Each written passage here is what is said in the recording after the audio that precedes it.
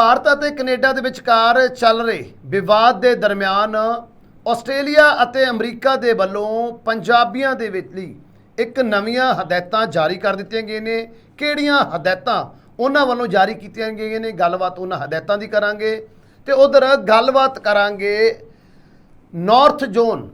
Council ਦੀ meeting ਦੀ, ਜਿਸ ਦੇ ਵਿੱਚ ਕਿ ਭਾਵੇਂ ਭਗਵੰਤ ਮਾਨ ਦੇ ਵੱਲੋਂ ਪੰਜਾਬ ਦੇ ਸਾਰੇ ਮਸਲਿਆਂ ਨੂੰ ਬੜੀ ਸ਼ਿੱਦਤ ਦੇ ਨਾਲ ਪੇਸ਼ ਕੀਤਾ ਗਿਆ, ਲੇਕਿਨ ਪੰਜਾਬ ਦੇ ਹੱਥ ਇਸ ਕੌਂਸਲ ਦੀ ਮੀਟਿੰਗ ਦੇ ਵਿੱਚ ਲੱਗਿਆ ਕੀ, ਗੱਲਬਾਤ ਉਸ ਦੇ ਉੱਪਰ ਵੀ ਕਰਾਂਗੇ। ਤੇ ਉਧਰ ਗੱਲਬਾਤ ਕਰਾਂਗੇ ਪੰਜਾਬ ਸਰਕਾਰ ਅਤੇ ਪਟਵਾਰੀਆਂ ਦੇ ਵਿਚਕਾਰ ਚੱਲ ਰਹੀ ਖਿੱਚੋਤਾਣ ਦੇ ਵਿੱਚ ਕੁਝ ਨਵੇਂ ਤੱਥ ਸਾਹਮਣੇ ਆਏ ਨੇ। ਇਹਨਾਂ ਤੱਥਾਂ ਦੇ ਨਾਲ ਪੰਜਾਬ ਦੇ ਲੋਕ ਕਿੰਨੇ ਕੁ ਪ੍ਰਭਾਵਿਤ ਹੋ ਰਹੇ ਨੇ, ਅੰਕੜਿਆਂ ਦੇ ਨਾਲ ਦੱਸਣ ਦੀ ਕੋਸ਼ਿਸ਼ ਕਰਾਂਗੇ। ਤੇ ਨਾਲ ਹੀ ਨਾਲ ਉਧਰ ਗੱਲਬਾਤ ਕਰਾਂਗੇ ਐਸਜੀਪੀਸੀ ਦੀ। ਐਸਜੀਪੀਸੀ ਜਿਹੜੀ ਕਿ ਜਸਟਿਨ ਟਰੂਡੋ ਦੇ ਪੱਖ ਦੇ ਵਿੱਚ ਖੜਦੀ ਹੋਈ ਨਜ਼ਰ ਆ ਰਹੀ ਹੈ ਅਤੇ ਜਸਟਿਨ ਟਰੂਡੋ ਦੇ ਬਿਆਨ ਨੂੰ ਲੈ ਕੇ ਇੱਕ ਵੱਡਾ ਬਿਆਨ ਐਸਜੀਪੀਸੀ ਦੇ ਵੱਲੋਂ ਵੀ ਦਿੱਤਾ ਗਿਆ ਹੈ। ਉਹ ਬਿਆਨ ਕੀ ਹੈ, ਗੱਲਬਾਤ ਉਸ ਬਿਆਨ ਦੀ ਵੀ ਕਰਾਂਗੇ। ਸਤਿ ਸ਼੍ਰੀ ਅਕਾਲ, ਮੈਂ ਲਖਵਿੰਦਰ ਸਿੰਘ ਮਾਨ ਤੇ ਤੁਸੀਂ ਦੇਖ ਰਹੇ ਹੋ ਖਬਰ ਸਵੇਰ। ਇਹਨਾਂ ਸਾਰੀਆਂ ਖਬਰਾਂ ਦੇ ਉੱਪਰ ਵਿਸਥਾਰ ਦੇ ਨਾਲ ਚਰਚਾ ਕਰਨ ਦੇ ਲਈ ਮੇਰੇ ਨਾਲ ਨੇ ਪ੍ਰੋਫੈਸਰ ਮਨਜੀਤ ਸਿੰਘ ਅਣਖੀ ਜੀ। ਸਭ ਤੋਂ ਪਹਿਲਾਂ ਸਵਾਗਤ ਕਰ ਲੈਂਦੇ ਹਾਂ। ਅਣਖੀ ਜੀ, ਸਵਾਗਤ ਹੈ ਪ੍ਰੋਗਰਾਮ ਦੇ ਵਿੱਚ। बहुत बहुत शुक्रिया मान साहब, सारे सत श्री अकाल। ਅਣਖੀ ਜੀ, ਇੰਡੀਆ ਅਤੇ ਕੈਨੇਡਾ ਪਿਛਲੇ ਕਈ ਦਿਨਾਂ ਤੋਂ ਲਗਾਤਾਰ ਵਿਵਾਦ ਭਖਿਆ ਹੋਇਆ ਹੈ, ਸਖਤ ਰਵੱਈਆ ਇੱਕ ਦੂਜੇ ਦੇ ਪ੍ਰਤੀ। ਜੇਕਰ ਇੰਟਰਨੈਸ਼ਨਲ ਤੌਰ ਤੇ ਗੱਲ ਕਰੀਏ ਤਾਂ ਵਾਕਈ ਕੁਝ ਹੋਰ ਵੱਡੇ ਜਿਹੜੀਆਂ ਸਟੇਟਸ ਨੇ ਗਿਆ, ਵੱਡੇ ਦੇਸ਼ ਨੇ, ਉਹ ਵੀ ਇਸ ਦੇ ਵਿੱਚ ਹੁਣ ਕਿਤੇ ਨਾ ਕਿਤੇ ਇਨਵੋਲਵ ਹੁੰਦੇ ਨਜ਼ਰ ਆ ਰਹੇ ਨੇ। ਗੱਲ ਅਮਰੀਕਾ ਦੇ ਬਿਆਨਾਂ ਦੀ ਕਰੀਏ, ਉਹ ਵੀ ਭਾਰਤ ਦੇ ਖਿਲਾਫ ਹੀ ਆਪਾਂ ਕਹੀਏ ਭੁਗਤਦਾ ਨਜ਼ਰ ਆ ਰਿਹਾ ਅਮਰੀਕਾ। ਲੇਕਿਨ ਹੁਣ ਇੱਕ ਨਵੀਂ ਖਬਰ ਨਿਕਲ ਕੇ ਸਾਹਮਣੇ ਆਈ ਹੈ, ਜਿਹੜੀ ਖਬਰ ਆਸਟ੍ਰੇਲੀਆ ਅਤੇ ਅਮਰੀਕਾ ਦੇ ਨਾਲ ਸੰਬੰਧਿਤ ਹੈ ਵੀ ਉਹਨਾਂ ਦੇ ਵੱਲੋਂ ਉੱਥੇ ਰਹਿੰਦੇ ਪੰਜਾਬੀਆਂ ਦੇ ਲਈ ਨਵੀਂ ਹਦਾਇਤਾਂ ਜਾਰੀ ਕੀਤੀਆਂ ਗਈਆਂ ਨੇ। ਇਹ ਹਦਾਇਤਾਂ ਕਿਸ ਸੰਦਰਭ ਦੇ ਵਿੱਚ ਨੇ, ਕਿਸ ਤਰ੍ਹਾਂ ਦੀਆਂ ਹਦਾਇਤਾਂ ਨੇ ਤੇ ਕੀ ਭਾਰਤ ਨਾਲ ਸੰਬੰਧਾਂ ਦੇ ਉੱਪਰ ਵੀ ਇਸ ਸੰਬੰਧ ਨਾਲ ਕੁਝ ਫਰਕ ਪੈ ਸਕਦਾ ਹੈ? ਕਿਵੇਂ ਦੇਖ ਰਹੇ ਹੋ ਇਹਨਾਂ ਹਦਾਇਤਾਂ ਨੂੰ? ਹਦਾਇਤਾਂ ਆਖਰ ਹੈ ਕੀ ਨੇ? जी मान साहब, ਤੁਹਾਡਾ ਪ੍ਰਸ਼ਨ ਜਿਹੜਾ ਬੜਾ ਮਹੱਤਵਪੂਰਨ ਆ, ਕਿਉਂਕਿ ਇੱਕ ਪਾਸੇ ਤਾਂ ਜਿਹੜਾ ਯੂਐਨਓ ਦੀ ਜਿਹੜੀ ਮੀਟਿੰਗ ਆ ਉਹ ਚੱਲ ਰਹੀ ਹੈ, ਜਿੱਥੇ ਦੋਵਾਂ ਦੇਸ਼ਾਂ ਦੇ ਜਾਂ ਕੌਮਾਂਤਰੀ ਪੱਧਰ ਤੇ ਜਿਹੜੇ ਨੇਤਾ ਉਹ ਇਕੱਠੇ ਹੋ ਕੇ ਇਸ ਮੁੱਦੇ ਤੇ ਜਿਹੜੀ ਬਿਆਨਬਾਜ਼ੀ ਉਹ ਕਰ ਰਹੇ ਹੈ। ਹੁਣ ਸਭ ਤੋਂ ਜ਼ਿਆਦਾ ਇੱਕ ਵੱਡਾ ਜਿਹੜਾ ਅਸੀਂ ਕਹਿ ਸਕਦੇ ਕਿ ਬਦਲਾਅ ਜਿਹੜਾ ਸਾਹਮਣੇ ਵੇਖਣ ਚ ਆਇਆ ਉਹ ਇਹ ਹੈ, ਇਸ ਮੁੱਦੇ ਦੇ ਉੱਤੇ ਜਿਹੜਾ ਵੱਡਾ ਘਟਨਾਕ੍ਰਮ ਵਾਪਰਿਆ ਉਹ ਇਹ ਆ ਕਿ ਅਮਰੀਕਾ ਔਰ ਆਸਟ੍ਰੇਲੀਆ ਵੱਲੋਂ ਉੱਥੇ ਰਹਿੰਦੇ ਜਿਹੜੇ ਲੋਕ ਨੇ, ਖਾਸ ਤੌਰ ਤੇ ਭਾਰਤੀ ਮੂਲ ਦੇ ਪੰਜਾਬੀ ਲੋਕ, ਉਹਨਾਂ ਵਾਸਤੇ ਪੰਜਾਬੀ ਦੇ ਵਿੱਚ ਹੀ ਗਾਈਡਲਾਈਨਸ ਜਿਹੜੀਆਂ ਉਹ ਜਾਰੀ ਕਰ ਦਿੱਤੀਆਂ ਗਈਆਂ ਨੇ। ਇਹ ਬੜੀ ਵੱਡੀ ਗੱਲ ਆ ਕਿ ਪੰਜਾਬੀ ਦੇ ਵਿੱਚ ਹੀ ਗਾਈਡਲਾਈਨਸ ਜਾਰੀ ਕੀਤੀਆਂ ਗਈਆਂ ਨੇ, ਨਾ ਕਿ ਕਿਸੇ ਹੋਰ ਕੌਮਾਂਤਰੀ ਭਾਸ਼ਾ ਦੇ ਵਿੱਚ। ਹੁਣ ਇਹਨਾਂ ਗਾਈਡਲਾਈਨਸ ਦੇ ਵਿੱਚ ਜਿਹੜੇ ਉੱਥੇ ਰਹਿ ਰਹੇ ਪੰਜਾਬੀ ਆ, ਉਹਨਾਂ ਨੂੰ ਇਹ ਸਖਤ ਹਦਾਇਤਾਂ ਦਿੱਤੀਆਂ ਗਈਆਂ ਨੇ ਕਿ ਜੇਕਰ ਤੁਹਾਨੂੰ ਕੋਈ ਬੰਦਾ ਟੈਲੀਫੋਨ ਤੇ ਧਮਕਾਉਂਦਾ ਤਾਂ ਉਹਦੀ ਗੱਲਬਾਤ ਤੁਸੀਂ ਰਿਕਾਰਡ ਕਰ ਲੈਣੀ ਆ। ਹੋ ਸਕੇ ਤਾਂ ਪੂਰਨ ਤੌਰ ਤੇ ਇਹ ਵੇਖਣਾ ਕਿ ਉਹ ਕਿਹੜਾ ਕਿਹੜਾ ਸ਼ਬਦ ਕਹਿੰਦਾ, ਜਾਂ ਫਿਰ ਇਸ ਤੋਂ ਇਲਾਵਾ ਤੁਹਾਨੂੰ ਕਿਸ ਤਰੀਕੇ ਨਾਲ ਉਹ ਥ੍ਰੈਟ ਕਰਦੇ ਨੇ। ਜੇਕਰ ਇਹ ਈਮੇਲ ਦੇ ਥਰੂ ਤੁਹਾਨੂੰ ਥ੍ਰੈਟ ਕੀਤਾ ਜਾਂਦਾ ਤਾਂ ਫਿਰ ਤੁਸੀਂ ਉਸ ਈਮੇਲ ਦੀ ਨੂੰ ਵੀ ਪੂਰਨ ਤੌਰ ਤੇ ਜਿਹੜਾ ਸੇਫ ਆ ਉਹ ਉਸਨੂੰ ਸੇਵ ਜਿਹੜਾ ਉਹ ਕਰ ਲੈਣਾ। ਜੇਕਰ ਤੁਹਾਨੂੰ ਕੋਈ ਚਿੱਠੀ ਕੋਈ ਪਾਉਂਦਾ ਆ, ਕੋਈ ਲੈਟਰ ਲਿਖ ਕੇ ਪਾਉਂਦਾ ਆ, ਤਾਂ ਉਸ ਨੂੰ ਵੀ ਸੰਭਾਲ ਕੇ ਰੱਖਣਾ। ਜੇਕਰ ਕੋਈ ਤੁਹਾਨੂੰ ਉਸ ਤਰੀਕੇ ਨਾਲ WhatsApp ਤੇ ਮੈਸੇਜ ਆਉਂਦਾ, ਉਸ ਦਾ ਵੀ ਤੁਸੀਂ ਸਕਰੀਨਸ਼ਾਟ ਜਿਹੜਾ ਲੈ ਕੇ ਰੱਖ ਲੈਣਾ ਆ। ਇਹ ਸਭ ਦਾ ਮੰਤਵ ਜਿਹੜਾ ਆ ਉੱਥੇ ਰਹਿ ਰਹੇ ਪੰਜਾਬੀ ਭਾਈਚਾਰੇ ਦੇ ਲੋਕਾਂ ਨੂੰ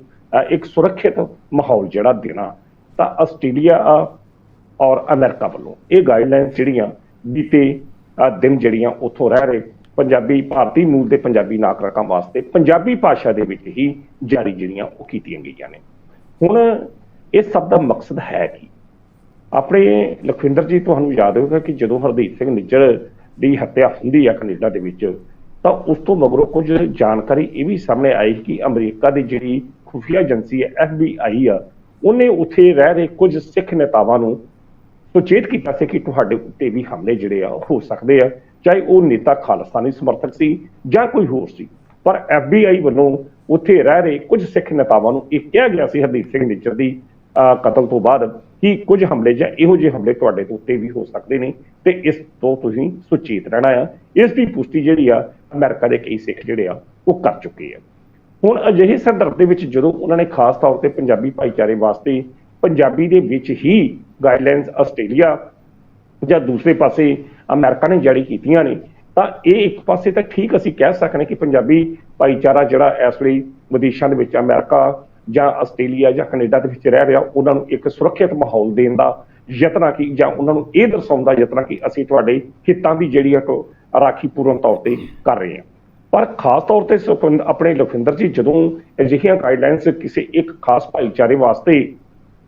ਜਾਰੀ ਕੀਤੀਆਂ ਜਾਂਦੀਆਂ ਤਾਂ ਇਸ ਦੇ ਨਾਲ ਇੱਕ ਡਰ, ਇੱਕ ਸਹਿਮ ਦਾ ਮਾਹੌਲ ਵੀ ਉਸ ਵਰਗ ਦੇ ਵਿੱਚ ਜ਼ਰੂਰ ਪੈਦਾ ਹੁੰਦਾ। ਇਸ ਗਾਈਡਲਾਈਨਸ ਜਾਰੀ ਹੋਣ ਦੇ ਨਾਲ ਇੱਕ ਗੱਲ ਪ੍ਰਸ਼ਨ ਉੱਠਣਾ ਸੁਭਾਵਿਕ ਹੀ ਇਹ ਪ੍ਰਸ਼ਨ ਉੱਠਦਾ ਆ ਕਿ ਵਾਕਈ ਉੱਥੇ ਇਹੋ ਜਿਹੇ ਹਾਲਾਤ ਹਨ ਕਿ ਜਿਹੜੇ ਪੰਜਾਬੀ ਭਾਈਚਾਰੇ ਦੇ ਲੋਕਾਂ ਵਾਸਤੇ ਇੱਕ ਖਤਰੇ ਦੀ ਘੰਟੀ ਨੇ, ਜਿਸ ਕਰਕੇ ਇੰਨੇ ਵੱਡੇ ਲੋਕ ਜਿਹੜੇ ਨੇ, ਏਡੇ ਵੱਡੇ ਦੇਸ਼ ਜਿਹੜੇ ਨੇ, ਉਹ ਇਸ ਭਾਈਚਾਰੇ ਨੂੰ ਸੁਰੱਖਿਅਤ ਰੱਖਣ ਵਾਸਤੇ ਗਾਈਡਲਾਈਨਸ ਜਿਹੜੀਆਂ ਉਹ ਜਾਰੀ ਕਰ ਰਹੇ ਆ। ਇਹ ਆਪਣੇ ਆਪ ਦੇ ਵਿੱਚ ਬਹੁਤ ਵੱਡਾ ਇੱਕ ਪ੍ਰਸ਼ਨ ਹੈਗਾ। ਜਿਸ ਤਰੀਕੇ ਨਾਲ ਬੀਤੇ ਦਿਨਾਂ ਦੇ ਵਿੱਚ ਕੈਨੇਡਾ ਨੇ ਭਾਰਤ ਵਿੱਚ ਵਸਦੇ ਕੈਨੇਡੀਅਨ ਨਾਗਰਿਕਾਂ ਨੂੰ ਇਹ ਗੱਲ ਕਹੀ ਸੀ ਕਿ ਤੁਸੀਂ ਗੁਜਰਾਤ ਨਹੀਂ ਜਾਣਾ, ਤੁਸੀਂ ਜੰਮੂ ਕਸ਼ਮੀਰ ਨਹੀਂ ਜਾਣਾ। ਹਾਲਾਂਕਿ ਜਦੋਂ ਅਸੀਂ ਵੇਖਦੇ ਇੱਥੇ ਇਹੋ ਜਿਹਾ ਕੋਈ ਮਾਹੌਲ ਜਿਹੜਾ ਉਹ ਨਜ਼ਰੀ ਨਹੀਂ ਆਉਂਦਾ, ਪਰ ਜਦੋਂ ਅਜਿਹੀਆਂ ਗਾਈਡਲਾਈਨਸ ਜਾਰੀ ਹੁੰਦੀਆਂ ਨੇ ਤਾਂ ਮਾਨ ਸਾਹਿਬ ਉਹਦੇ ਨਾਲ ਇੱਕ ਮਾਹੌਲ ਇੱਕ ਕਿਸੇ ਖਾਸ ਭਾਈਚਾਰੇ ਦੇ ਖਿਲਾਫ ਜ਼ਰੂਰ ਬਣਦਾ ਜਿਹੜਾ ਨਜ਼ਰ ਆਉਂਦਾ, ਚਾਹੇ ਉਹ ਵਿਸ਼ਵਾਸੀ ਦਾ ਹੋਵੇ ਤੇ ਚਾਹੇ ਉਹ ਬੇਵਿਸ਼ਵਾਸੀ ਦਾ ਹੋਵੇ। ਹੁਣ ਠੀਕ ਆ ਕਿ ਜਿਹੜੇ ਨਾਗਰਿਕ ਇਸ ਵੇਲੇ ਅਮਰੀਕਨ ਨਾਗਰਿਕ ਬਣ ਚੁੱਕੇ ਜਾਂ ਆਸਟ੍ਰੇਲੀਅਨ ਬਣ ਚੁੱਕੇ, ਜਿਹੜੇ ਭਾਰਤੀ ਮੂਲ ਦੇ ਪੰਜਾਬੀ ਨਾਗਰਿਕ ਜਿਹੜੇ ਉੱਥੇ ਵਸ ਰਹੇ ਆ, ਉਹਨਾਂ ਨੂੰ ਸੇਫ ਤੇ ਸੁਰੱਖਿਅਤ ਰੱਖਣਾ ਉਹਨਾਂ ਦੀਆਂ ਸਰਕਾਰਾਂ ਦੀ ਜਿਹੜੀ ਜ਼ਿੰਮੇਵਾਰੀ ਬਣਦੀ ਹੈ। ਤਾਂ ਇਸ ਸੰਦਰਭ ਦੇ ਵਿੱਚ ਜੇਕਰ ਉਹ ਗਾਈਡਲਾਈਨਸ ਜਾਰੀ ਹੋਈਆਂ ਨੇ, ਠੀਕ ਆ, ਪਰ ਇਹਨਾਂ ਗਾਈਡਲਾਈਨਸ ਜਾਰੀ ਹੋਣ ਦੇ ਨਾਲ ਇੱਕ ਮਾਹੌਲ ਇਹ ਵੀ ਜ਼ਰੂਰ ਨਰੇਟਿਵ ਜਿਹੜਾ ਉਹ ਸਿਰਜਿਆ ਜਾਂਦਾ ਕਿ ਵਾਕਈ ਜੋ ਕੈਨੇਡਾ ਕਹਿ ਰਿਹਾ ਕਿ ਵਾਕਈ ਹੀ ਫਿਰ ਬਾਕੀ ਦੇਸ਼ਾਂ ਦੇ ਵਿੱਚ ਵੀ ਰਹਿੰਦੇ ਸਿੱਖਾਂ ਨੂੰ ਜਾਂ ਅਸੀਂ ਪੰਜਾਬੀਆਂ ਨੂੰ ਖਤਰਾ ਹੋ ਸਕਦਾ। ਇਹਦੇ ਨਾਲ ਵੀ ਇਹ ਮਾਹੌਲ ਜਿਹੜਾ ਇਹ ਸਿਰਜਿਆ ਜਾ ਰਿਹਾ ਹੈ ਕਿ ਇਹ ਗਾਈਡਲਾਈਨਸ ਤਾਂ ਫਿਰ ਇਹੋ ਦਰਸਾਉਂਦੀਆਂ ਨੇ, ਕਿਉਂਕਿ ਆਸਟ੍ਰੇਲੀਆ ਜਾਂ ਅਮਰੀਕਾ ਦੇ ਵਿੱਚ ਜਿਹੜੇ ਭਾਰਤੀ ਮੂਲ ਦੇ ਪੰਜਾਬੀ ਲੋਕ ਰਹਿੰਦੇ ਨੇ ਜਾਂ ਸਿੱਖ ਰਹਿ ਰਹੇ, ਉਹਨਾਂ ਨੂੰ ਖਤਰਾ ਕਿਹਦੇ ਤੋਂ ਹੈ। ਪ੍ਰਸ਼ਨ ਤਾਂ ਇਹ ਕਿ ਜਿਸ ਕਰਕੇ ਇਹ ਗਾਈਡਲਾਈਨਸ ਜਿਹੜੀਆਂ ਜਾਰੀ ਕੀਤੀਆਂ ਗਈਆਂ ਨੇ ਦੂਸਰੇ ਤਰੀਕੇ ਨਾਲ ਬਿਲਕੁਲ ਤੁਸੀਂ ਸਹੀ ਕਹਿ ਰਹੇ ਹੋ ਵੀ ਉਹਨਾਂ ਦੇ ਵੱਲੋਂ ਕਿਉਂਕਿ ਕਿਸੇ ਵੀ ਦੇਸ਼ ਦਾ ਫਰਜ਼ ਹੁੰਦਾ ਆਪਣੇ ਨਾਗਰਿਕਾਂ ਨੂੰ ਸੁਰੱਖਿਅਤ ਰੱਖਣਾ। ਲੇਕਿਨ ਸਭ ਤੋਂ ਵੱਡਾ ਤੇ ਅਹਿਮ ਸਵਾਲ ਇਹ ਹੈ ਕਿ ਇਹ ਗਾਈਡਲਾਈਨਸ ਨੇ ਜੋ ਪੰਜਾਬੀ ਦੇ ਵਿੱਚ ਜਾਰੀ ਕੀਤੀਆਂ ਗਈਆਂ ਨੇ, ਪੰਜਾਬੀ ਨੂੰ ਕੌਣ ਪੜ੍ਹਦਾ ਹੈ? ਸਿਰਫ ਪੰਜਾਬ ਦੇ ਲੋਕ। ਇਹ ਤਾਂ ਹੈ ਨਹੀਂ ਜਿਹੜੇ ਅਮਰੀਕਨ ਨੇ, ਉਧਰਲੇ ਗੋਰੇ ਨੇ, ਉਹ ਪੰਜਾਬੀ ਪੜ੍ਹਦੇ ਨੇ। ਕਿ ਸਿਰਫ ਇਹ ਜਿਹੜੀ ਵਿਦੇਸ਼ੀ ਤਾਕਤਾਂ ਤੋਂ ਖਤਰਾ ਹੈ, ਚਾਹੇ ਆਸਟ੍ਰੇਲੀਆ ਦੀ ਗੱਲ ਕਰੀਏ ਚਾਹੇ ਅਮਰੀਕਾ ਦੀ ਗੱਲ ਕਰੀਏ, ਜਿੱਥੇ ਇਹ ਹਦਾਇਤਾਂ ਜਾਰੀ ਕੀਤੀਆਂ ਗਈਆਂ ਨੇ ਕਿ ਸਿਰਫ ਔਰ ਸਿਰਫ ਵਿਦੇਸ਼ੀ ਤਾਕਤਾਂ ਤੋਂ ਪੰਜਾਬੀ ਲੋਕਾਂ ਨੂੰ ਖਤਰਾ ਹੈ, ਕਿਉਂਕਿ ਸਪੈਸ਼ਲੀ ਇਹ ਗਾਈਡਲਾਈਨਸ ਪੰਜਾਬੀ ਦੇ ਵਿੱਚ ਨਸ਼ਰ ਕੀਤੀਆਂ ਗਈਆਂ ਨੇ। ਇਹਦਾ ਮਤਲਬ ਕੀ ਸਮਝਣਾ ਚਾਹੀਦਾ ਹੈ? ਇਸ ਦਾ ਮਤਲਬ ਤਾਂ ਆਪਣੇ ਮਾਨ ਸਾਹਿਬ ਸਪਸ਼ਟ ਹੀ ਆ ਕਿ ਜਿਸ ਤਰੀਕੇ ਨਾਲ ਬੀਤੇ ਦੌਰ ਦੇ ਵਿੱਚ ਕੈਨੇਡਾ ਦੇ ਪ੍ਰਧਾਨ ਮੰਤਰੀ ਆਪਣੀ ਪਾਰਲੀਮੈਂਟ ਵਿੱਚ ਖਲੋ ਕੇ ਸਿੱਧਾ ਹੀ ਇਲਜ਼ਾਮ ਭਾਰਤੀ ਏਜੰਸੀਆਂ ਤੇ ਜਾਂ ਭਾਰਤ ਦੇ ਉੱਤੇ ਲਾਉਂਦੇ ਨੇ ਕਿ ਉਹਨਾਂ ਨੇ ਸਾਡੇ ਇੱਕ ਨਾਗਰਿਕ ਦੀ ਜਿਹੜੀ ਹੱਤਿਆ ਕਰ ਦਿੱਤੀ ਆ, ਕਿਉਂਕਿ ਉੱਥੇ ਕੈਨੇਡਾ ਵਾਸਤੇ ਜਿਹੜੇ ਲੋਕ, ਕੈਨੇਡਾ 'ਚ ਜਿਹੜੇ ਲੋਕ ਰਹਿ ਰਹੇ ਨੇ, ਉਹਨਾਂ ਵਾਸਤੇ ਵਿਦੇਸ਼ੀ ਲੋਕ ਜਿਹੜੇ ਨੇ ਭਾਰਤ ਦੇ ਲੋਕ ਨੇ। ਤਾਂ ਜਿਸ ਤਰੀਕੇ ਨਾਲ ਹੁਣ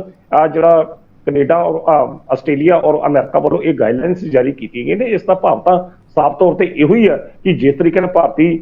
ਵੱਲੋਂ ਆਪਣੇ ਕੈਨੇਡਾ ਦੇ ਵਿੱਚ ਜਾ ਕੇ ਜਿਸ ਤਰੀਕੇ ਨਾਲ ਕੈਨੇਡਾ ਇਲਜ਼ਾਮ ਲਾ ਰਿਹਾ ਕਿ ਭਾਰਤ ਨੇ ਉੱਥੇ ਜਾਂ ਭਾਰਤ ਦੀਆਂ ਏਜੰਸੀਆਂ ਨੇ ਉੱਥੇ ਜਿਹੜੇ ਉਹਨਾਂ ਦੇ ਨਾਗਰਿਕਾਂ ਤੇ ਹਮਲੇ ਕਰਵਾਏ ਨੇ ਜਾਂ ਉਹਨਾਂ ਦਾ ਕਤਲ ਕੀਤਾ, ਤੇ ਇਹੋ ਜਿਹੀ ਜਿਹੜੀ ਸਥਿਤੀ ਆ ਕਿਤੇ ਅਮਰੀਕਾ ਜਾਂ ਆਸਟ੍ਰੇਲੀਆ 'ਚ ਨਾ ਵਾਪਰੇ। ਇੱਕ ਕਿਸਮ ਦੇ ਨਾਲ ਇਹ ਹੁਣ ਦੋਵੇਂ ਦੇਸ਼ ਜਿਹੜੇ ਆ ਟਰੂਡੋ ਦੇ ਉਸ ਬਿਆਨ ਦਾ ਜਿਹੜਾ ਜ਼ਰੂਰ ਸਮਰਥਨ ਕਰਦੇ ਨਜ਼ਰ ਆ ਰਿਹਾ, ਜਿਹੜਾ ਉਹਨਾਂ ਨੇ ਪਾਰਲੀਮੈਂਟ ਦੇ ਵਿੱਚ ਖਲੋ ਕੇ ਦਿੱਤਾ ਕਿ ਉਹਨਾਂ ਦੇ ਨਾਗਰਿਕ ਦੀ ਜਿਹੜੀ ਹੱਤਿਆ ਹਰਦੀਪ ਸਿੰਘ ਨਿੱਜਰ ਦੀ ਭਾਰਤੀ ਖੁਫੀਆ ਏਜੰਸੀਆਂ ਨੇ ਜਾਂ ਭਾਰਤ ਨੇ ਕਰਵਾਈ ਆ। ਤਾਂ ਇਹੋ ਜਿਹੀ ਜਿਹੜੀਆਂ ਗਾਈਡਲਾਈਨਸ ਦੇ ਸਾਫ਼ ਤੌਰ ਤੇ ਸਪਸ਼ਟ ਆ ਕਿ ਇਹਨਾਂ ਗਾਈਡਲਾਈਨਸ ਦੇ ਨਾਲ ਅਮਰੀਕਾ ਔਰ ਆਸਟ੍ਰੇਲੀਆ ਜਿਹੜੇ ਨੇ ਕੈਨੇਡਾ ਦੀ ਪਿੱਠ ਤੇ ਖਲੋਤੇ ਨਜ਼ਰ ਆਉਂਦੇ ਨੇ। ਇੱਕ ਨੈਰੇਟਿਵ ਇਹ ਜਿਹਾ ਸਿਰਜਿਆ ਜਾ ਰਿਹਾ ਕਿ ਉੱਥੇ ਜਿਹੜੇ ਪੰਜਾਬੀ ਲੋਕ ਨੇ ਜਿਹੜੇ ਉੱਥੇ ਰਹਿ ਰਹੇ ਨੇ, ਜਿਹੜੇ ਅਮਰੀਕਾ ਔਰ ਆਸਟ੍ਰੇਲੀਆ 'ਚ ਰਹਿ ਰਹੇ ਨੇ, ਜੇ ਉਹਨਾਂ ਨੂੰ ਖਤਰਾ ਹੈਗਾ ਤੇ ਫਿਰ ਭਾਰਤ ਤੋਂ ਹੀ ਖਤਰਾ ਹੋ ਸਕਦਾ, ਕਿਉਂਕਿ ਹੋਰ ਤਾਂ ਫਿਰ ਕਿਸੇ ਪਾਸੋਂ ਖਤਰਾ ਨਹੀਂ। ਇਹ ਜਿਹੜੀਆਂ ਅੰਕਿਤ ਸਰ, ਦੂਸਰੇ ਪਾਸੇ ਗੁਰਪਤਵੰਤ ਪੰਨੂ ਦੀ ਗੱਲ ਕਰੀਏ ਜਿਹੜਾ ਅਮਰੀਕਾ ਦੇ ਵਿੱਚ ਰਹਿ ਰਿਹਾ ਹੈਗਾ, ਉਹ ਸ਼ਰੇਆਮ ਕੈਨੇਡਾ ਵਿੱਚ ਵੱਸਦੇ ਹਿੰਦੂਆਂ ਨੂੰ ਚੈਲੰਜ ਕਰਦਾ ਨਜ਼ਰ ਆ ਰਿਹਾ ਵੀ ਤੁਸੀਂ ਭਾਈ ਕੈਨੇਡਾ ਚੱਲ ਕੇ ਚਲੇ ਜਾਓ। ਜੇਕਰ ਅਮਰੀਕਾ ਨੂੰ ਵਿਦੇਸ਼ੀ ਤਾਕਤਾਂ ਤੋਂ, ਵਿਦੇਸ਼ੀ ਲੋਕਾਂ ਤੋਂ ਇੰਨਾ ਖਤਰਾ ਲੱਗ ਰਿਹਾ ਆਪਣੇ ਨਾਗਰਿਕਾਂ ਨੂੰ, ਤੇ ਫਿਰ ਆਪਣੇ ਦੇਸ਼ ਦੇ ਵਿੱਚ ਰਹਿ ਰਹੇ ਜੋ ਕਿ ਦੂਸਰੇ ਕਮਿਊਨਿਟੀਜ਼ ਨੂੰ ਕੈਨੇਡਾ ਵਿੱਚ ਜਾ ਕੇ ਚੈਲੰਜ ਕਰਦਾ, ਉਸ ਦੇ ਪ੍ਰਤੀ ਕੀ ਕਾਰਵਾਈ ਨਹੀਂ ਕਰਨੀ ਚਾਹੀਦੀ? ਹਾਲਾਂਕਿ ਉਸ ਮਾਮਲੇ ਦੇ ਵਿੱਚ ਅਮਰੀਕਾ ਅੱਜ ਤੱਕ ਚੁੱਪ ਹੈ, ਜਦੋਂ ਕਿ ਉਹਨਾਂ ਦੀ ਕਿੰਨੀ ਵੀਡੀਓਜ਼ ਵਾਇਰਲ ਹੋ ਚੁੱਕੀਆਂ ਨੇ ਜਿਸ ਦੇ ਵਿੱਚ ਉਹ ਸ਼ਰੇਆਮ ਇੰਡੀਆ ਨੂੰ ਧਮਕੀ ਦਿੰਦੇ ਨਜ਼ਰ ਆਉਂਦੇ ਨੇ। ਫਿਰ ਕਾਰਵਾਈ ਗੁਰਪਤਵੰਤ ਪੰਨੂ ਦੇ ਖਿਲਾਫ ਕਿਉਂ ਨਹੀਂ, ਜਿਹੜਾ ਅਮਰੀਕਾ ਦੇ ਵਿੱਚ ਰਹਿ ਰਿਹਾ? ਲਖਵਿੰਦਰ ਜੀ, ਅਗਰ ਤੁਸੀਂ ਦੇਖੋ ਤਾਂ ਬੀਤੇ ਸਮੇਂ ਤੋਂ ਲੈ ਕੇ ਹੁਣ ਤੱਕ ਅਗਰ ਇਹ ਖਾਲਿਸਤਾਨੀ ਸਮਰਥਕ ਜਿਹੜੇ ਉੱਭਰ ਰਹੇ ਆ ਤਾਂ ਇਹ ਕੈਨੇਡਾ, ਅਮਰੀਕਾ, ਇਹਨਾਂ ਦੇਸ਼ਾਂ, ਬ੍ਰਿਟੇਨ ਦੇ ਵਿੱਚ ਹੀ ਉੱਭਰਦੇ ਪਏ ਨੇ। ਉੱਥੇ ਹੀ ਆਪਣਾ ਇਸ ਮੁੱਦੇ ਨੂੰ ਲੈ ਕੇ ਪ੍ਰਦਰਸ਼ਨ ਕਰਦੇ ਨੇ, ਜਦੋਂ ਕਿ ਭਾਰਤ ਦੇ ਲੋਕ ਜਾਂ ਪੰਜਾਬ ਦੇ ਲੋਕਾਂ ਨੂੰ ਇਸ ਖਾਲਿਸਤਾਨ ਦੇ ਮੁੱਦੇ ਨਾਲ ਕੋਈ ਮਤਲਬ ਨਹੀਂ, ਕਦੀ ਸੋਚਦੇ ਵੀ ਨਹੀਂ। ਉਹ ਠੀਕ ਹੈ, ਭਾਰਤ ਵਿੱਚ ਉਹ ਰਹਿ ਰਹੇ ਨੇ ਔਰ ਆਜ਼ਾਦੀ ਦਾ ਜਿਹੜਾ ਸੁੱਖ ਆ ਉਹ ਮੰਨਦੇ ਆ, ਪਰ ਜਿਹੜੀ ਖਾਲਿਸਤਾਨੀ ਮੂਵਮੈਂਟ ਹੈ ਜਾਂ ਖਾਲਿਸਤਾਨੀ ਸਮਰਥਕਾਂ ਨੂੰ ਸ਼ਹਿ ਦੇਣ ਵਾਲੀ ਗੱਲ ਆ, ਉਹ ਇਹੋ 3-4 ਦੇਸ਼ ਨੇ ਜਿਹੜੇ ਮੁੱਖ ਤੌਰ ਤੇ ਸਾਹਮਣੇ ਆਉਂਦੇ, ਜਿਨ੍ਹਾਂ ਵਿੱਚ ਅਮਰੀਕਾ, ਉੱਥੇ ਹੀ ਪ੍ਰਦਰਸ਼ਨ ਹੁੰਦਾ, ਉੱਥੇ ਹੀ ਭਾਰਤੀ ਵਣਜ ਦੂਤਾਘਰ ਦੇ ਉੱਤੇ ਅਟੈਕ ਹੁੰਦਾ, ਉੱਥੇ ਹੀ ਤਿਰੰਗੇ ਦਾ ਅਪਮਾਨ ਹੁੰਦਾ। ਉਦੋਂ ਵੀ ਅਮਰੀਕਾ ਨੇ ਕੁਝ ਵੀ ਉਹਨਾਂ ਖਿਲਾਫ, ਲੋਕਾਂ ਦੇ ਖਿਲਾਫ ਨਹੀਂ ਸੀ ਕੀਤਾ, ਜਿਨ੍ਹਾਂ ਦੇ ਖਿਲਾਫ ਹੁਣ NIA ਨੇ ਲਿਸਟ ਜਿਹੜੀ ਆ ਲੋਕਾਂ ਦੇ ਖਿਲਾਫ ਜਿਹੜੀ ਜਾਰੀ ਕੀਤੀ ਆ। ਸਾਫ਼ ਤੌਰ ਤੇ ਜ਼ਾਹਿਰ ਹੋਇਆ ਕਿ ਇਹ ਜਿਹੜਾ ਮੂਵਮੈਂਟ, ਜਿਹੜੀ ਤੁਸੀਂ ਕਹਿ ਪ੍ਰਸ਼ਨ ਜਿਹੜਾ ਉਠਾਇਆ ਕਿ ਉਹਨਾਂ ਲੋਕਾਂ ਦੇ ਖਿਲਾਫ ਕਾਰਵਾਈ ਕਿਉਂ ਨਹੀਂ ਕੀਤੀ ਜਾਂਦੀ, ਅਸੀਂ ਇਹ ਗੱਲ ਕਹਿ ਸਕਦੇ ਕਿ ਫਿਰ ਭਾਰਤ ਸਰਕਾਰ ਵੱਲੋਂ ਜਿਹੜੇ ਦੋਸ਼ ਇਹਨਾਂ ਦੇਸ਼ਾਂ ਦੇ ਉੱਤੇ, ਖਾਸ ਤੌਰ ਤੇ ਕੈਨੇਡਾ ਤੇ ਲਾਏ ਜਾ ਰਹੇ ਆ, ਉਹ ਜਿਹੇ ਦੋਸ਼ ਜਿਹੜੇ ਨੇ ਕਿਤੇ ਨਾ ਕਿਤੇ ਫਿਰ ਇਹਨਾਂ ਦੇਸ਼ਾਂ ਦੇ ਵਿੱਚ, ਚਾਹੇ ਉਹ ਅਮਰੀਕਾ ਹੋਵੇ ਚਾਹੇ ਬ੍ਰਿਟੇਨ ਹੋਵੇ, ਉਹਨਾਂ ਤੇ ਵੀ ਲੱਗਦੇ ਮਹਿਸੂਸ ਜ਼ਰੂਰ ਹੁੰਦੇ ਆ ਕਿ ਇਹ ਜਿਹੜੀਆਂ ਉੱਥੋਂ ਦੀਆਂ ਸਰਕਾਰਾਂ ਨੇ ਖਾਲਿਸਤਾਨੀ ਸਮਰਥਕਾਂ ਨੂੰ ਸ਼ਹਿ ਦੇ ਕੇ ਆਪਣਾ ਉੱਲੂ ਜਿਹੜਾ ਜ਼ਰੂਰ ਸਿੱਧ ਜਿਹੜੀਆਂ ਕਰ ਰਹੀਆਂ ਨੇ। ਇਸ ਤੋਂ ਸਾਫ਼ ਸੰਕੇਤ ਮਾਨ ਸਾਹਿਬ ਇਹੋ ਹੀ ਜ਼ਾਹਿਰ ਹੁੰਦਾ ਆ, ਜਿਹੜਾ ਭਾਰਤ ਸਰਕਾਰ ਕੈਨੇਡਾ ਤੇ ਇਹ ਦੋਸ਼ ਲਾ ਰਹੀ ਹੈ ਕਿ 2009 ਤੋਂ ਲੈ ਕੇ ਹੁਣ ਤੱਕ ਜਿਹੜੀ ਕੈਨੇਡਾ ਦੀ ਧਰਤੀ ਆ, ਉੱਥੇ ਖਾਲਿਸਤਾਨੀ ਸਮਰਥਕਾਂ ਨੂੰ ਕੈਨੇਡਾ ਸਰਕਾਰ ਸਿੱਧੇ ਤੌਰ ਤੇ ਜਿਹੜੀ ਆ ਉਹ ਸਮਰਥਨ ਜਿਹੜਾ ਦਿੰਦੀ ਰਹੀ ਹੈ। ਤੇ ਇਹੋ ਜਿਹਾ ਸਮਰਥਨ ਜਿਹੜਾ ਬ੍ਰਿਟੇਨ ਦੇ ਵਿੱਚ ਵੀ ਵੇਖਣ ਨੂੰ ਮਿਲਦਾ ਆ, ਅਮਰੀਕਾ ਦੇ ਵਿੱਚ ਵੀ ਵੇਖਣ ਨੂੰ ਮਿਲਦਾ। ਜਦੋਂ ਭਾਰਤੀ ਦੂਤਾਘਰਾਂ ਜਾਂ ਭਾਰਤੀ ਵਣਜ ਦੂਤਾਘਰਾਂ ਤੇ ਹਮਲਾ ਹੁੰਦਾ, ਸਫਾਰਤਖਾਨਿਆਂ ਦੇ ਸਾਹਮਣੇ ਬੋਰਡ ਲਾਏ ਜਾਂਦੇ ਨੇ ਜਾਂ ਇਸ਼ਤਿਹਾਰ ਲਾ ਕੇ ਭਾਰਤੀ ਸਫਾਰਤਖਾਨਿਆਂ ਦੇ ਜਿਹੜੇ ਅਮਲਾ ਹੈਗਾ ਉਹਨਾਂ ਨੂੰ ਧਮਕਾਇਆ ਜਾਂਦਾ, ਤੇ ਉਹਨਾਂ ਧਮਕਾਉਣ ਵਾਲਿਆਂ ਲੋਕਾਂ ਦੇ ਖਿਲਾਫ ਜਦੋਂ ਇਹ ਦੇਸ਼ ਕੋਈ ਵੀ ਕਾਰਵਾਈ ਨਹੀਂ ਕਰਦੇ, ਭਾਰਤ ਸਰਕਾਰ ਦੇ ਸਖਤ ਕਰੜੇ ਜੋਖਾ ਅਪਣਾਉਣ ਦੇ ਬਾਵਜੂਦ ਵੀ ਜਦੋਂ ਇਹ ਲੋਕ, ਇਹ ਦੇਸ਼ ਜਿਹੜੇ ਉਹਨਾਂ ਖਿਲਾਫ ਕਾਰਵਾਈ ਨਹੀਂ ਕਰਦੇ, ਤਾਂ ਫਿਰ ਸਾਫ਼ ਤੇ ਸਿੱਧੀ ਗੱਲ ਸਪਸ਼ਟ ਹੋ ਜਾਂਦੀ ਹੈ ਕਿ ਇਹ ਜਿਹੜੇ ਦੇਸ਼ ਨੇ ਕਿਸ ਤਰੀਕੇ ਨਾਲ ਇਹਨਾਂ ਲੋਕਾਂ ਦੀ ਪਿੱਠ ਤੇ ਖਲੋਤੇ ਨੇ। ਅੱਜ ਜਿਹੜੀਆਂ ਗਾਈਡਲਾਈਨਸ ਜਿਹੜੀਆਂ ਅੱਜ ਜਾਰੀ ਹੋਈਆਂ ਨੇ, ਠੀਕ ਆ, ਵੇਖਣ ਨੂੰ ਲੱਗਦਾ ਕਿ ਇਹ ਪੰਜਾਬੀ ਲੋਕਾਂ ਦੇ ਹਿੱਤਾਂ ਦੀ ਰਾਖੀ ਕਰਦਾ, ਪਰ ਜੇਕਰ ਤੁਸੀਂ ਡੰਗਿਆਈ ਨਾ ਵੇਖੋ ਤਾਂ ਇੱਕ ਤਰੀਕੇ ਨਾਲ ਇਹ ਇਸ਼ਾਰਾ ਜਿਹੜਾ ਭਾਰਤ ਵੱਲ ਹੀ ਕੀਤਾ ਗਿਆ ਕਿ ਤੁਹਾਨੂੰ ਭਾਰਤ ਦੇ ਕਿਸੇ ਬੰਦੇ ਤੋਂ ਡਰਨ ਦੀ ਜਿਹੜੀ ਲੋੜ ਨਹੀਂ। ਜੇਕਰ ਇਦਾਂ ਦਾ ਕੋਈ ਥ੍ਰੈਟ ਆਉਂਦਾ ਤਾਂ ਤੁਸੀਂ ਉਹਦੇ ਸੰਬੰਧੀ ਜ਼ਰੂਰ ਜਿਹੜੀ ਆ ਸਾਨੂੰ ਜਾਣਕਾਰੀ ਦਿਓ, ਕਿਉਂਕਿ ਉਹਨਾਂ ਵਾਸਤੇ ਤਾਂ ਵਿਦੇਸ਼ੀ ਲੋਕ ਅਹੀਂ ਆ। ਇਹੋ ਗੱਲਾਂ ਜਿਹੜੀਆਂ ਸਾਹਮਣੇ ਜਿਹੜੀਆਂ ਸੰਕੇਤ ਦਿੰਦੀਆਂ ਨੇ, ਇਹ ਇੱਕ ਕਿਸਮ ਦਾ ਜਿਹੜਾ ਅਸੀਂ ਕਹਿ ਸਕਦੇ ਕਿ ਇਹ ਵਤਾਰਾ ਜਿਹੜਾ ਸਾਹਮਣੇ ਆਇਆ। ਜੀ ਬਿਲਕੁਲ ਸਰ, ਵਿਦੇਸ਼ੀ ਲੋਕਾਂ ਤੋਂ ਖਤਰੇ ਨੂੰ ਲੈ ਕੇ ਤਾਂ ਇਹ ਦੇਸ਼ ਆਪਣੇ ਨਾਗਰਿਕਾਂ ਨੂੰ ਲੈ ਕੇ ਬੜੇ ਚਿੰਤਤ ਨੇ, ਉਹਨਾਂ ਨੂੰ ਸੁਰੱਖਿਆ ਨੂੰ ਲੈ ਕੇ ਬੜੇ ਚਿੰਤਤ ਨੇ, ਲੇਕਿਨ ਇਹਨਾਂ ਦੇਸ਼ਾਂ ਦੇ ਵਿੱਚ ਬੈਠੇ ਜਿਹੜੇ ਲੋਕ ਵਿਦੇਸ਼ਾਂ ਦੇ ਲਈ ਖਤਰਾ ਨੇ, ਉਹਨਾਂ ਦੇ ਉੱਪਰ ਇਹ ਚੁੱਪਧਾਰੀ ਬੈਠੇ ਨੇ, ਕਿਉਂਕਿ 43 ਲੋਕਾਂ ਦੀ ਇੱਕ ਲਿਸਟ ਕੈਨੇਡਾ ਨੂੰ ਵੀ ਇੰਡੀਆ ਦੇ ਵੱਲੋਂ ਸੌਂਪੀ ਗਈ ਹੈ, ਜਿਸ ਦੇ ਉੱਪਰ ਅਜੇ ਤੱਕ ਕੈਨੇਡਾ ਚੁੱਪੀ ਧਾਰੀ ਬੈਠਾ ਹੈ। ਇਹ ਦੋਹਰਾ ਮਾਪਦੰਡ ਆਖਰ ਇਹਨਾਂ ਦੇਸ਼ਾਂ ਦੇ ਵੱਲੋਂ ਕਿਉਂਕਿ ਵਿਦੇਸ਼ਾਂ ਨੂੰ ਤਾਂ ਆਪਣੇ ਲਈ ਇਹ ਖਤਰਾ ਮੰਨ ਰਹੇ ਨੇ, ਲੇਕਿਨ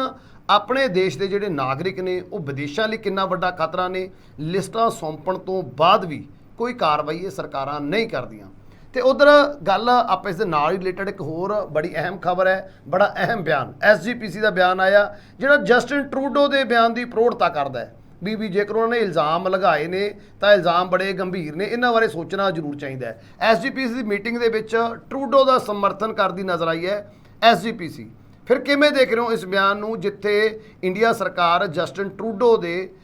ਜਿਹੜੇ ਇਲਜ਼ਾਮ ਨੇ ਉਹਨਾਂ ਦਾ ਖੰਡਨ ਕਰ ਰਹੀ ਹੈ, ਉਹਨਾਂ ਨੂੰ ਡਿਨਾਈ ਕਰਦੀ ਹੈ, SGPC ਉਹਨਾਂ ਇਲਜ਼ਾਮਾਂ ਦੀ ਪ੍ਰੋੜਤਾ ਕਰਦੀ ਨਜ਼ਰ ਆ ਰਹੀ ਹੈ। ਕਿਵੇਂ ਦੇਖ ਰਹੇ ਹੋ SGPC ਦੇ ਇਸ ਰੁਖ ਨੂੰ? ਮਾਨ ਸਾਹਿਬ, ਬੜੀ ਵੈਸੇ ਹੈਰਾਨਗੀ ਦੀ ਗੱਲ ਆ ਕਿ ਜਿੱਥੇ ਕੌਮਾਂਤਰੀ ਪੱਧਰ ਦੇ ਉੱਤੇ ਭਾਰਤ ਆਪਣਾ ਪੱਖ ਮਜ਼ਬੂਤੀ ਨਾਲ ਰੱਖ ਰਿਹਾ ਤੇ ਕੈਨੇਡਾ ਵੱਲੋਂ ਲਾਏ ਗਏ ਇਹਨਾਂ ਦੋਸ਼ਾਂ ਨੂੰ ਮੂਲ ਆਧਾਰ ਤੇ ਉਸਨੇ ਰੱਦ ਕਰ ਦਿੱਤੇ ਕਿ ਇਹਨਾਂ ਦੋਸ਼ਾਂ ਦੇ ਵਿੱਚ ਕੋਈ ਸੱਚਾਈ ਨਹੀਂ ਆ। ਕੱਲ੍ਹ ਜਿਹੜੀ ਸੰਯੁਕਤ ਰਾਸ਼ਟਰ ਦੀ ਮੀਟਿੰਗ ਹੋ ਰਹੀ ਆ, ਉਹਦੇ ਵਿੱਚ ਵੀ ਅਗਰ ਵੇਖਿਆ ਜਾਏ ਤੇ ਜੈਸ਼ੰਕਰ ਜਿਹੜੇ ਨੇ ਆਪਣੇ ਵਿਦੇਸ਼ ਮੰਤਰੀ, ਉਹਨਾਂ ਨੇ ਵੀ ਉੱਥੇ ਜਾ ਕੇ ਸਿੱਧੇ ਤੌਰ ਤੇ ਇਹ ਗੱਲ ਕਹੀ ਹੈ ਕਿ ਕਿਸੇ ਨੂੰ ਸਿਆਸੀ ਰੋਟੀਆਂ ਸੇਕਣ ਵਾਸਤੇ ਦੋਹਰੇ ਮਾਪਦੰਡ ਜਿਹੜੇ ਨਹੀਂ ਅਪਣਾਉਣੇ ਚਾਹੀਦੇ, ਖਾਸ ਤੌਰ ਤੇ ਟਰੂਡੋ ਦੇ ਸੰਬੰਧ ਵਿੱਚ ਉਹਨਾਂ ਨੇ ਕਿਹਾ। ਤੇ ਉੱਥੇ ਨਾਲ ਹੀ ਸ਼੍ਰੀਲੰਕਾ ਜਿਹੜਾ ਭਾਰਤ ਦੀ ਪਿੱਠ ਤੇ ਖਲੋਤਾ ਨਜ਼ਰ ਆਇਆ ਕਿ ਉਹਨਾਂ ਨੇ ਉੱਥੇ ਸ਼੍ਰੀਲੰਕਾ ਦੇ ਜਿਹੜੇ ਵਿਦੇਸ਼ ਮੰਤਰੀ ਨੇ, ਉਹਨਾਂ ਨੇ ਵੀ ਕੈਨੇਡਾ ਦੇ ਔਰ ਟਰੂਡੋ ਦੇ ਇਹਨਾਂ ਬਿਆਨਾਂ ਦਾ ਸ਼ਬਦਾਂ ਵਿੱਚ ਜਿਹੜਾ ਖੰਡਨ ਕੀਤਾ। ਤੇ ਦੂਜੇ ਪਾਸੇ ਬੜੀ ਹੈਰਾਨਗੀ ਦੀ ਗੱਲ ਆ ਕਿ ਸ਼੍ਰੋਮਣੀ ਗੁਰਦੁਆਰਾ ਪ੍ਰਬੰਧਕ ਕਮੇਟੀ ਟਰੂਡੋ ਦੇ ਇਹਨਾਂ ਬਿਆਨਾਂ ਦਾ ਸਮਰਥਨ ਕਰਦੀ ਨਜ਼ਰ ਆ ਰਹੀ ਆ। ਉਸਨੇ ਸਪਸ਼ਟ ਤੌਰ ਤੇ ਕਿਹਾ ਕਿ ਜੇਕਰ ਕਿਸੇ ਦੇਸ਼ ਦਾ ਪ੍ਰਧਾਨ ਮੰਤਰੀ ਕਿਸੇ ਵੀ ਆਪਣੀ ਸੰਸਦ ਵਿੱਚ ਖਲੋ ਕੇ ਬਿਆਨ ਦਿੰਦਾ ਤਾਂ ਉਹ ਬਿਆਨ ਫਿਰ ਤੱਥਾਂ ਦੇ ਆਧਾਰਿਤ ਹੁੰਦਾ ਕਿ ਨਾ ਕੋਈ ਕੋਰਾ ਹਵਾ ਦੇ ਵਿੱਚ ਦਿੱਤਾ ਬਿਆਨ। ਇਹ ਬਿਆਨ ਜਿਹੜਾ ਐਡਵੋਕੇਟ ਹਰਚਰਨ ਸਿੰਘ ਧਾਮੀ ਹੁਣ ਨਜ਼ਰ ਆਇਆ, ਜਿਹੜੇ ਸ਼੍ਰੋਮਣੀ ਗੁਰਦੁਆਰਾ ਪ੍ਰਬੰਧਕ ਕਮੇਟੀ ਦੇ ਪ੍ਰਧਾਨ ਨੇ, ਉਹਨਾਂ ਨੇ ਬਿਆਨ ਹੁਣ ਕਿਸ ਪ੍ਰਸੰਗ 'ਚ ਦਿੱਤਾ ਜਾਂ ਕਿਸ ਪ੍ਰਸੰਗ 'ਚ ਨਹੀਂ ਦਿੱਤਾ ਇਹ ਤਾਂ ਉਹ ਜਾਣਦੇ ਨਹੀਂ, ਪਰ ਜਿਸ ਤਰੀਕੇ ਨਾਲ ਸਥਿਤੀ ਉਹਨਾਂ ਨੇ ਪੇਸ਼ ਕਰਨ ਦੀ ਗੱਲ ਕੀਤੀ ਕਿ ਹਾਂ ਵੀ ਇਹਨਾਂ ਤੱਥਾਂ ਦੀ ਜਿਹੜੀ ਜਾਂਚ ਆ ਉਹ ਹੋਣੀ ਚਾਹੀਦੀ ਹੈ, ਇਹਨਾਂ ਜੋ ਬਿਆਨ ਜਿਹੜੇ ਲਾਏ ਨੇ, ਕਿਉਂਕਿ ਇਹ ਬਿਆਨ ਕੋਰੇ ਝੂਠ ਨਹੀਂ ਹੋ ਸਕਦੇ। ਤਾਂ ਇਹ ਬਿਆਨ ਜਿਹੜੇ ਪਾਸ ਹੁਣ ਇਹਨਾਂ ਦੀ ਜਾਂਚ ਜਿਹੜੀ ਆ ਹੋਣੀ ਚਾਹੀਦੀ ਹੈ। ਦੂਸਰੇ ਪਾਸੇ ਉਹਨਾਂ ਨੇ ਇਸ ਬਿਆਨ ਨੂੰ ਇਹ ਵੀ ਗੱਲ ਕਿਹਾ ਕਿ ਸਿੱਖਾਂ ਦੀ ਜਿਹੜੀ ਛਵੀ ਆ ਮਤਲਬ ਵਿਸ਼ਵ ਪੱਧਰ ਤੇ ਜਾਂ ਕੌਮੀ ਪੱਧਰ ਤੇ ਉਹਨਾਂ ਨੂੰ ਦਾਗਦਾਰ ਕਿਸੇ ਸਾਜ਼ਿਸ਼ ਦੇ ਅਧੀਨ ਜਿਹੜਾ ਆ ਬਦਨਾਮ ਕੀਤਾ ਜਾ ਰਿਹਾ। ਹੁਣ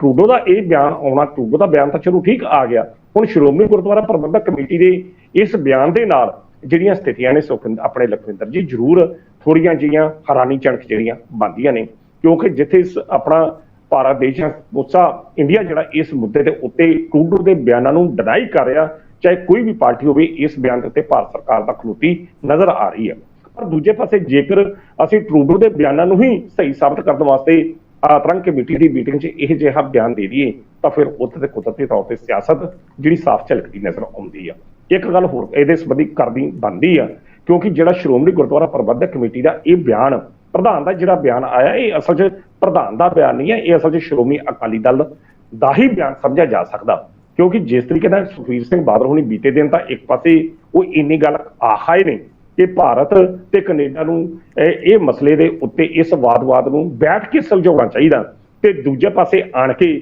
ਉਹਨਾਂ ਦੇ ਹੀ ਅਧੀਨ ਕੰਮ ਕਰਦੀ ਜਿਹੜੀ ਸ਼੍ਰੋਮਣੀ ਗੁਰਦੁਆਰਾ ਪ੍ਰਬੰਧਕ ਕਮੇਟੀ ਦਾ ਪ੍ਰਧਾਨ ਇਹ ਬਿਆਨ ਦੇ ਦਿੰਦਾ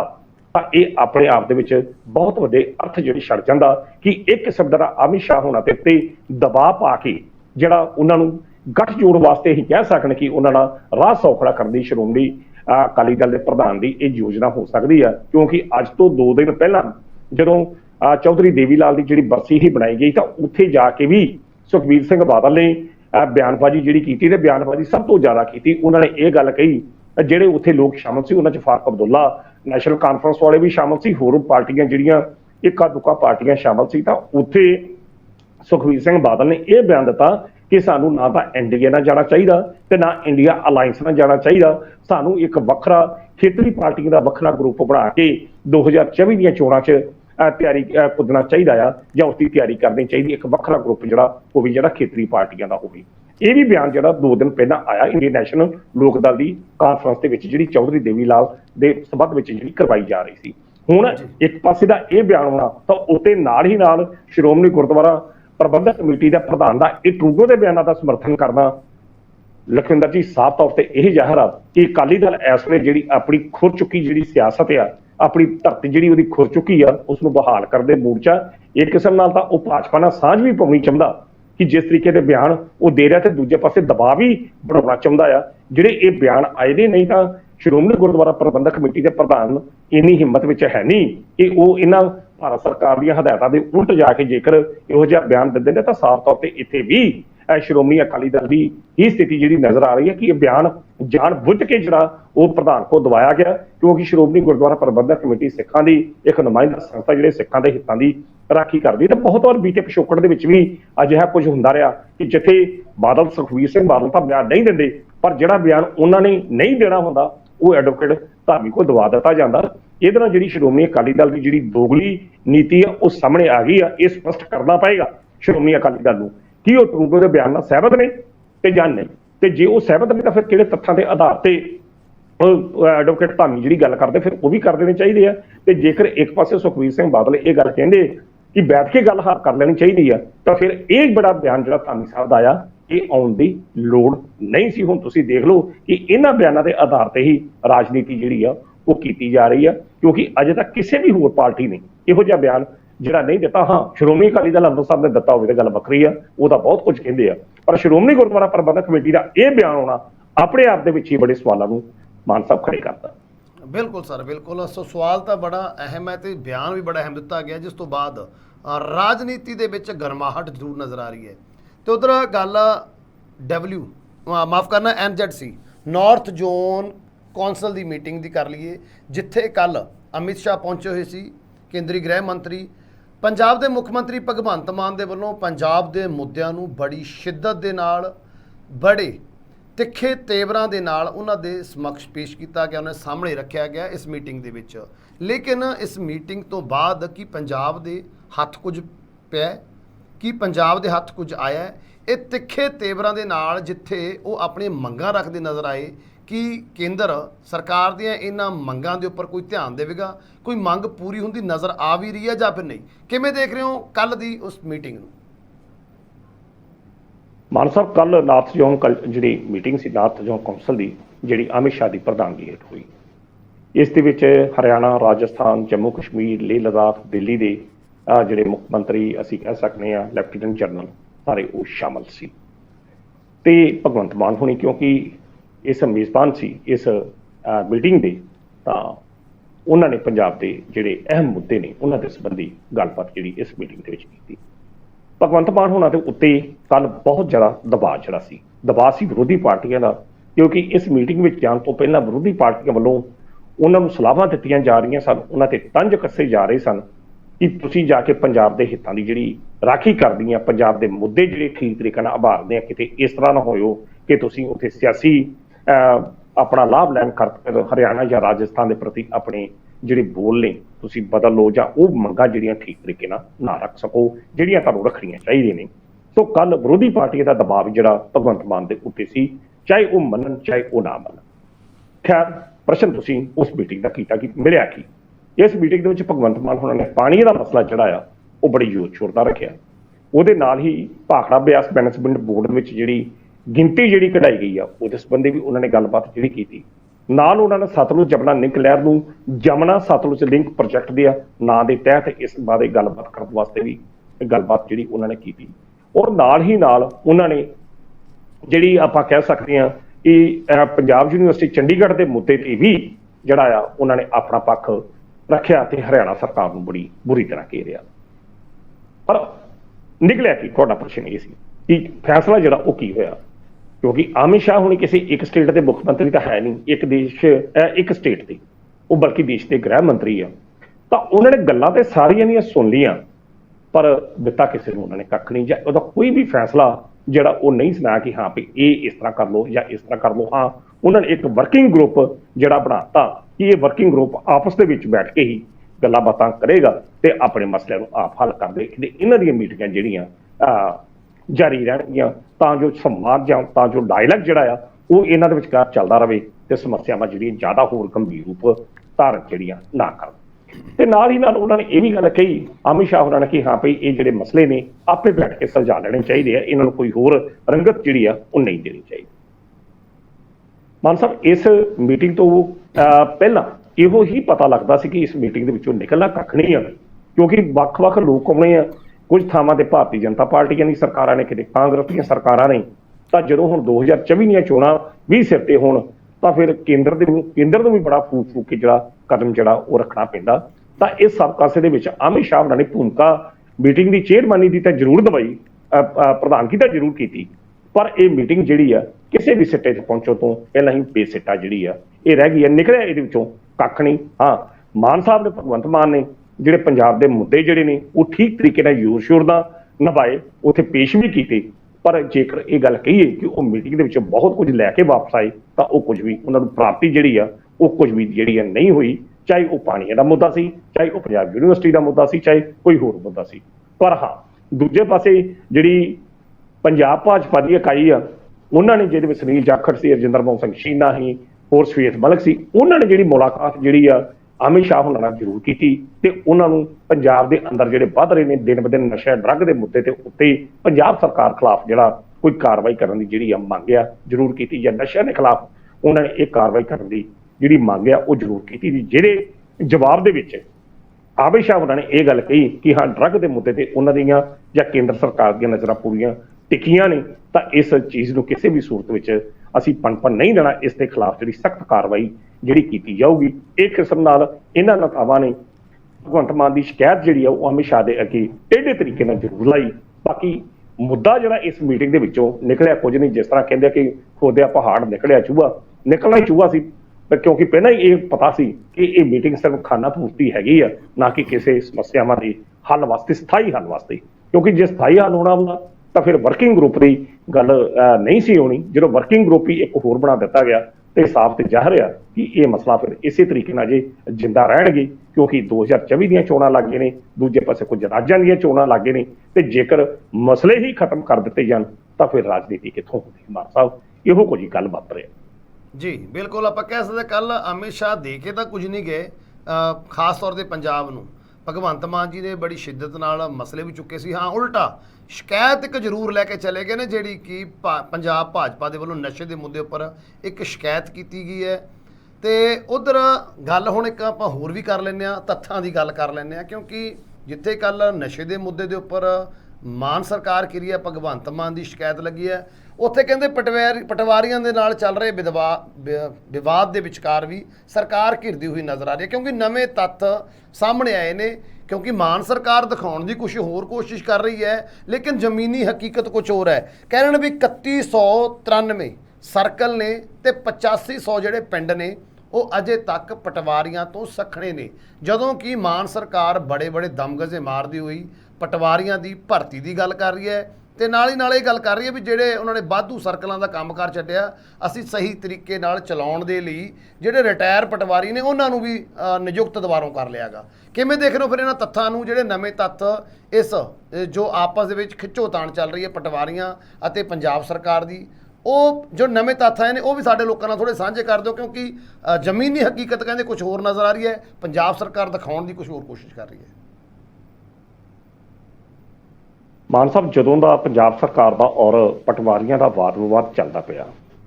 ਪਟਵਾਰੀ ਆਪਣੀ ਜਿੱਦ ਤੇ ਅੜੇ ਆ, ਦੂਜੇ ਪਾਸੇ ਪੰਜਾਬ ਸਰਕਾਰ ਆਪਣੀ ਜਿੱਦ ਤੇ ਅੜੀ ਆ, ਤੇ ਇਸ ਸਭ ਦਾ ਖਮਿਆਜਾ ਜਿਹੜਾ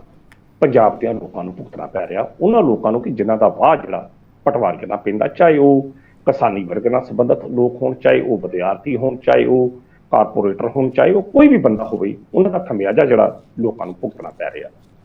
ਸਰਕਾਰ ਜਿਹੜੀ ਹੈ ਕਿਸੇ ਵੀ ਸੂਰਤ ਵਿੱਚ ਪਟਵਾਰੀਆਂ ਦੇ ਅੱਗੇ ਝੁਕਣ ਨੂੰ ਤਿਆਰ ਨਹੀਂ। ਉਹ ਪਟਵਾਰੀਆਂ ਵੱਲੋਂ ਕੀਤੇ ਗਏ ਇਸ ਹੜਤਾਲ ਨੂੰ ਜਾਂ ਰੂਸ ਨੂੰ ਪੂਰੀ ਤਰ੍ਹਾਂ ਕੁਚਲਣ ਦੇ ਮੂਡ 'ਚ, ਤੇ ਆਪਣੇ ਪੱਧਰ ਤੇ ਉਹਦੇ ਇਹ ਵੀ ਕਹਿ ਰਹੇ ਕਿ ਅਸੀਂ ਇਸ ਨੂੰ ਕੁਚਲ ਕੇ ਰੱਖ ਦਿੱਤਾ। ਜਿਸ ਤਰੀਕੇ ਨਾਲ ਤੁਸੀਂ ਸਥਿਤੀ ਬਿਆਨ ਕੀਤੀ ਹੈ ਕਿ ਇਸ ਵੇਲੇ 3193 ਪਟਵਾਰ ਸਰਕਲ ਜਿਹੜੇ ਨੇ ਪਟਵਾਰੀਆਂ ਤੋਂ ਸੱਖਣੇ ਹੈ, ਤੇ ਦੂਜੇ ਪਾਸੇ 8500 ਦੇ ਕਰੀਬ ਪਿੰਡ ਜਿਹੜੇ ਨੇ ਜਿਨ੍ਹਾਂ ਦੇ ਵਿੱਚ ਇਸ ਵੇਲੇ ਪਟਵਾਰੀ ਨਹੀਂ ਹੈਗਾ, ਤਾਂ ਤੁਸੀਂ ਇਹੋ ਹਿਸਾਬ ਲਾ ਲਓ 3193 ਜਾਣੀ ਕਿ 3200 ਦੇ ਕਰੀਬ ਪਟਵਾਰ ਸਰਕਲ ਜਿਹੜੇ ਜਿੱਥੇ ਪਟਵਾਰੀ ਹੈ ਹੀ ਨਹੀਂ, ਉੱਥੋਂ ਦਾ ਫਿਰ ਕੰਮਕਾਜ ਕਿਵੇਂ ਚੱਲਦਾ ਹੋਵੇਗਾ, ਇਹ ਤੁਸੀਂ ਆਪੇ ਨੂੰ ਮੰਨ ਲਾ ਲਓ, ਕਿਉਂਕਿ ਪਟਵਾਰੀਆਂ ਨੇ ਆਪਣੇ ਇਹ ਸਰਕਲ ਜਿਹੜੇ ਆ ਉਹ ਛੱਡੇ ਆ। ਇਸ ਵੇਲੇ ਅਗਰ ਮਾਨ ਸਾਹਿਬ ਗੱਲ ਕੀਤੀ ਜਾਵੇ ਤਾਂ ਪੰਜਾਬ ਦੇ ਵਿੱਚ 4716 ਅਸਾਮੀਆਂ ਜਿਹੜੀਆਂ ਪਟਵਾਰੀਆਂ ਨੇ, ਜਿਹੜੀਆਂ ਟੈਕਨੀਕਲ ਤੌਰ ਤੇ ਹੋਣੇ ਚਾਹੀਦੇ ਨੇ 4716, ਪਰ ਹੈਰਾਨੀ ਦੀ ਗੱਲ ਆ ਕਿ ਇਹਨਾਂ ਵਿੱਚ ਇਸ ਵੇਲੇ ਕੇਵਲ 1523 ਪਟਵਾਰੀ ਜਿਹੜੇ ਨੇ ਉਹ ਕੰਮ ਕਰ ਰਹੇ। ਹੁਣ ਤੁਸੀਂ ਆਪੇ ਹਿਸਾਬ ਲਾ ਲਓ ਕਿ ਅੱਧੇ ਵੀ ਜਿਹੜੇ ਨੇ ਉਹ ਕੰਮ ਜਿਹੜੇ ਨਹੀਂ ਕਰ ਰਹੇ, ਇੰਨੀਆਂ ਅਸਾਮੀਆਂ ਪਟਵਾਰੀਆਂ ਦੀਆਂ ਖਾਲੀ ਨੇ, ਤਾਂ ਪਟਵਾਰੀ ਜੇਕਰ ਇੰਨੀ ਗੱਲ ਕਹਿੰਦੇ ਨੇ ਕਿ ਹਾਂ ਭਾਈ ਨਿਯੁਕਤੀ ਕਰੋ, ਨਵੇਂ ਪਟਵਾਰੀ ਭਰਤੀ ਕਰੋ, ਤਾਂ ਸਰਕਾਰ ਜਿਹੜੀ ਆ ਇਹਦੇ ਪ੍ਰਤੀ ਪਤਾ ਨਹੀਂ ਕਿਉਂ ਅਵੇਸਤੀ ਨੀਤੀ ਜਿਹੜੀ ਅਪਣਾ ਦਿੱਤੀ ਹੈ।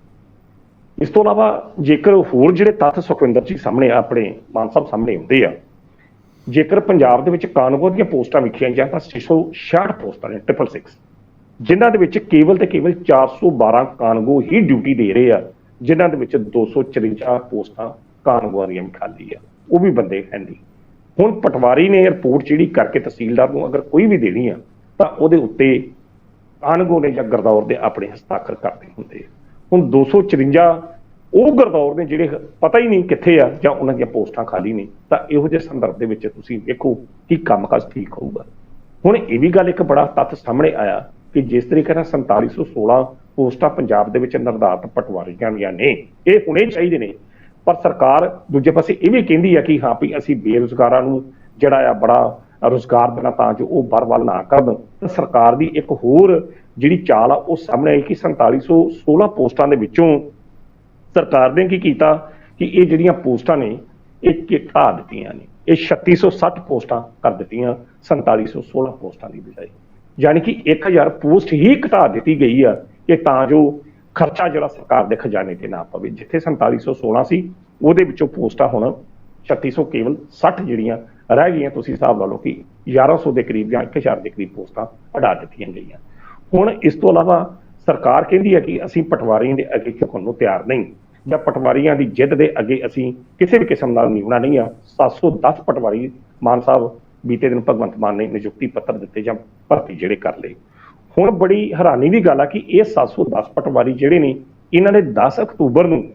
ਟ੍ਰੇਨਿੰਗ ਤੇ ਜਾਣਾ ਤੇ 1.5 ਸਾਲ ਬਾਅਦ ਇਹਨਾਂ ਦੀ ਟ੍ਰੇਨਿੰਗ ਕੰਪਲੀਟ ਹੋਣੀ ਹੈ ਤੇ ਫਿਰ ਇਹਨਾਂ ਨੇ ਆਣ ਕੇ ਸਰਕਲ 'ਚ ਜਾਣਾ। ਤਾਂ ਫਿਰ ਇਹ 1.5 ਸਾਲ ਆ ਜਿਹੜੇ 3193 ਸਰਕਲ ਹੀ ਖਾਲੀ ਰਹਿਣਗੇ। ਆਪਣੇ ਆਪ ਦੇ ਵਿੱਚ ਬੜਾ ਵੱਡਾ ਮਹੱਤਵਪੂਰਨ ਪ੍ਰਸ਼ਨ ਆ। ਇਹਦੇ ਨਾਲ ਹੀ ਨਾਲ ਹੋਰ ਗੱਲ ਕਰ ਦਈਏ ਕਿ ਬੀਤੇ ਦੌਰ ਵਿੱਚ 1090 ਪਟਵਾਰੀ ਪੰਜਾਬ ਸਰਕਾਰ ਨੇ ਭਰਤੀ ਕੀਤੇ ਸੀ। ਪਹਿਲੇ 1090 ਪਟਵਾਰੀਆਂ ਦੇ ਵਿੱਚੋਂ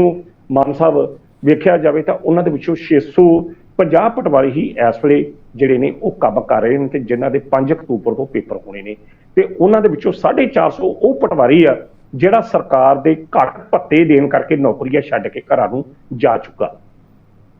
ਹੁਣ 1090 ਪਟਵਾਰੀ ਭਰਤੀ ਕੀਤੇ ਸੀ, 650 ਪਟਵਾਰੀ ਜਿਹੜੇ ਉਹਨਾਂ ਚੋਂ ਰਹਿ ਗਏ ਆ, 450 ਰਿਜ਼ਾਈਨ ਦੇ ਕੇ ਘਰਾਂ ਨੂੰ ਜਾ ਚੁੱਕੇ ਆ। ਤੇ ਇਹ ਜਿਹੜਾ 650 ਪਟਵਾਰੀ ਬਚਦਾ, ਇਹਨਾਂ ਦੇ ਪੇਪਰ ਸੁਖਵਿੰਦਰ ਜੀ ਆਪਣੇ ਮਾਨ ਸਾਹਿਬ ਜਿਹੜੇ ਨੇ ਉਹ 5 ਅਕਤੂਬਰ ਤੋਂ ਸ਼ੁਰੂ ਹੋਣੇ ਆ, ਤੇ ਇਹ ਵੀ 6 ਮਹੀਨੇ ਬਾਅਦ ਇਹਨਾਂ ਦਾ ਰਿਜ਼ਲਟ ਆਉਣਾ ਚਾਹੀਦਾ। ਉਸ ਤੋਂ ਮਗਰੋਂ ਇਹ ਪਟਵਾਰ ਸਰਕਲਾਂ 'ਚ ਜਾਣਗੇ। ਕਹਿਣ ਦਾ ਅਰਥ ਆ ਕਿ ਇਹ ਜਿਹੜੇ ਡਾਟਾ ਇਹ ਮਾਲ ਵਿਭਾਗ ਦੀ ਉਸ ਸਥਿਤੀ ਨੂੰ ਪੇਸ਼ ਕਰਦਾ ਕਿ ਜਿੱਥੇ ਸਰਕਾਰ ਕਹਿ ਤਾਂ ਕੁਝ ਰਹੀ ਆ ਪਰ ਅੰਦਰ ਕੁਝ। ਅਸਲ ਜ਼ਮੀਨੀ ਹਕੀਕਤ ਕੀ ਆ? ਜ਼ਮੀਨੀ ਹਕੀਕਤ ਇਹ ਆ ਕਿ ਸਰਕਾਰ ਕੋਲ ਕੋਈ ਵੀ ਰੋਡ ਮੈਪ